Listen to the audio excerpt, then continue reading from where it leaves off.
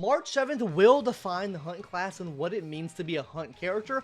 Why, you might ask? We're going to get into that in a second here, but first, if you didn't know already, what am I talking about? We got March 7th drip marketed to us. Yes, guys, we are getting a new hunt imaginary path March 7th. Now, first of all, we'll be getting her for absolutely for free. All we have to do is just participate in the event, and we're going to be getting. Now, hopefully, they give us free Eidolons as well. It doesn't seem like a character we're going to have to pull for. Hopefully, it works sort of like Trailblazer, considering she is a 4-star character, and then we can just get dupes from her that way. Now, if she's in the summon, she's in the summon, is what it is, right? We have to summon for her, but we do get guaranteed 1 copy of her. Now, a lot of content creators were saying that her being Hunt Imaginary means she really has no use if you're running Dr. Ratio. And to that, I say, first of all, incorrect. Second to that, I want to say that she is not going to work the way Dr. Ratio works at all. I don't think so anyways. And on top of this, Dr. Ratio is not free anymore. This is going to be, given that she actually comes to us for free throughout the whole game, this should be a character that every person in the game that gets, no matter when they start the game, when they get to this portion of the story or whatever, they can get this March 7th. If she's a pullable character, then maybe that's a little bit different, right? Even still, right? Being able to pull a Hunt imaginary character at all times is going to be super, super good. We can't pull any of the 5-star characters, right? You have to wait for their featured banners. None of the 5-star characters are thrown inside of the standard gacha pool, which I think they should be doing, especially with the rate they're releasing 5-stars out. I may make a video talking about that. I've already made one in the past, but maybe a refreshed one talking about that. Anyways, why do I think, though, that she is going to define the Hunt class? So let's go ahead and look in game right now and see what Hunt characters we have and what I'm kind of talking about, right? Because I've seen a trend with Hunt characters going in the direction that seems like it's going to fit this niche. I think Hunt characters from now on are going to be sub DPS and niche DPS type characters. What do I mean by this? So, if we think about it like this, right? Every single one of the Hunt characters we have, no matter if it's Zila, Topaz, Yan King, Dr. Ratio, and even Boot Hill, they rely on a thing to happen before they can really get damage going out. Let's take Zila, for example, the first 5-star limited Hunt character added to the game. What does she rely on? She relies on Resurgence. She relies on, what's this right here, right? The Resurgence buff. She gets extra turns upon killing enemies. That's where the majority of her damage is going to be coming from, because when she's in this enhanced state from Resurgence, she's getting a damage bonus. So she's getting the majority of her damage from Resurgence. So what do you need to do to get this? You have to kill the enemy. Now let's go on and look at someone else. Let's look at Yang Qing, right? Yang Qing is, I guess, the closest thing to like just a solo DPS character that doesn't rely on too much. But he does rely on something. He relies on not being hit. If he gets hit, his kit goes down the drain. If you can prevent him from being hit, he's actually not that bad. But the problem is, him being hit all the time, you have to use skill every single turn to keep his buff up to make sure he's doing ample damage. Let's look at someone like Topaz and Noombi now. Topaz and Noombi, sure, you can run them as a main DPS, but let's be honest, they're better as a sub DPS and a support character for all follow-up characters. Why? Because when she puts Proof of Death on the enemy, which is the effect over here from her skill move, follow-up attacks do 43% more damage. So that means she puts a debuff on the enemy, makes follow-up attacks do more damage, right? And she's better in that sub DPS role, and she relies on other follow-up characters to really output a lot of damage. The more times you follow-up attack on the enemy, not even using her, the more times Noombi will attack, right? The more times she attacks, right? So she relies on someone else being on the team to attack. Someone like Dr. Ratio even. Dr. Ratio has a big caveat. He requires you to have debuffs on the enemy. If you do not have debuffs on the enemy, first of all, you don't get his follow-up attacks, which is the main source of his damage. Secondly, he's getting massive damage bonuses from having debuffs on the enemy. If you have 5 debuffs, you get 50% damage increase and crit rate crit damage. That's permanent though, that's not really there. But the thing is, he relies on having debuffs on the enemy. Let's take a look at someone like, yeah, even Boot Hill, right? Boot Hill's damage is almost non-existent unless you have the shield broken, right? If you don't have the shield broken, his damage is not there. That's why I say that I think the Hunt class has become a niche, right?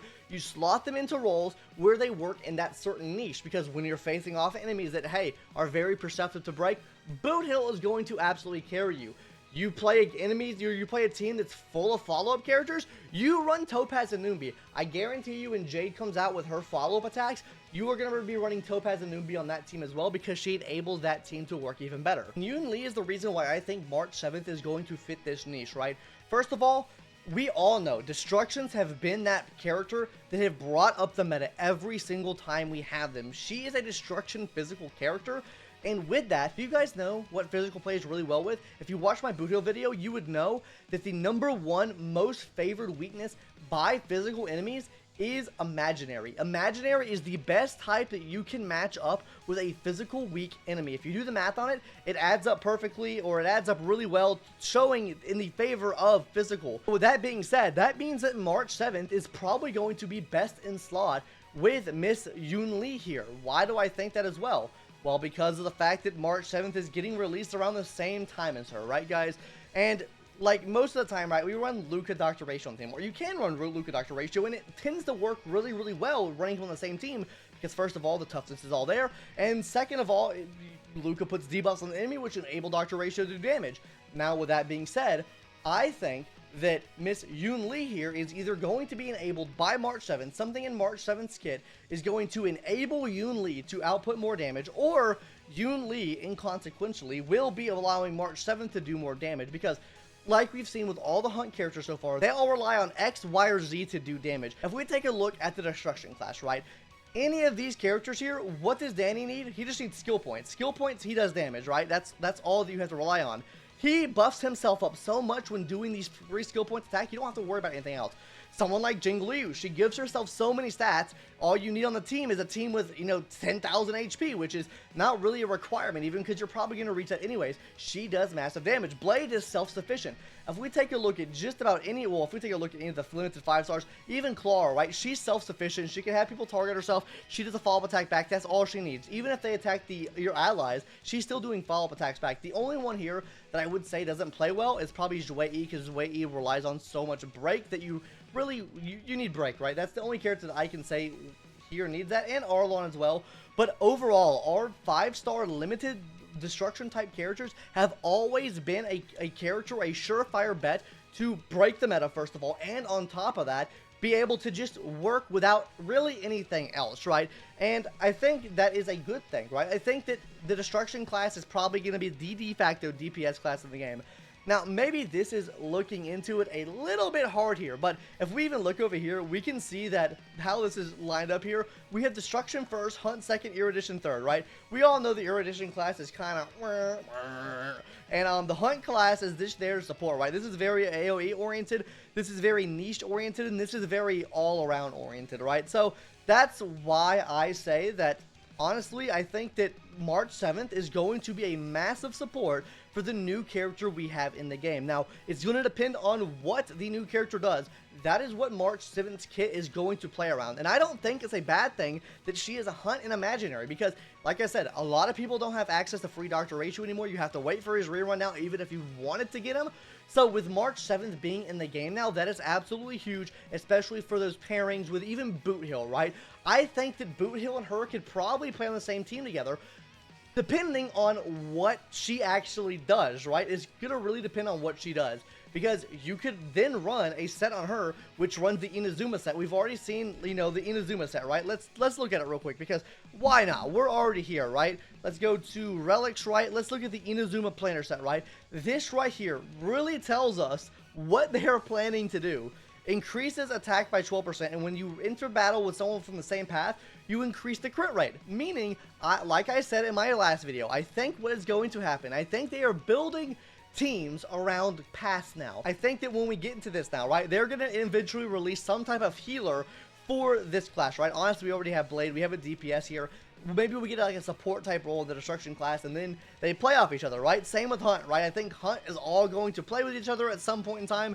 Maybe March 7th does some type of healing that helps the Hunt class out. I don't know, but I think that in the future, all these classes and all like these paths right here that we have are going to play into like a team itself, right? So maybe we'll see abilities with all other Erudition characters on the team get a blank % buff, right? So it forces you to use more of those characters, and I think that's going to be the niche from now on. That's the reason why I say March 7th defines the niche as well, because if it does end up being that she's not a very strong main DPS, she's an okay sub DPS, but she buffs the absolute shit out of some other type of damage, I think that really does categorize Hunt in a niche, right? Or if she really does big niche damage as well. That's kind of what I want to talk about today. What do you guys think? Do you guys like March 7th new design? I'm trying to go back here. I'm coping out. Do you guys like March 7th's new design here? I think I like it quite a bit. It looks very, very cute. Let me know your thoughts on the comment section down below. I know I've said it a lot. We're also running a giveaway for Firefly as well. If you want to join that, all you have to do is go ahead and hit that subscribe button. Now join the Discord, link in the description down below, and hit the join giveaway button. It's in the giveaway tab in the Discord, and all you have to do is hit the party popper. Yippee. Now anyways guys, that's going to do it. See you guys later. And yeah, tell me what your thoughts are on March 7th. I would love to hear what your thoughts are. Do you think she's playing a niche? Or do you think she's going to be a solid main DPS? Tell me what you think. Anyways guys, bye.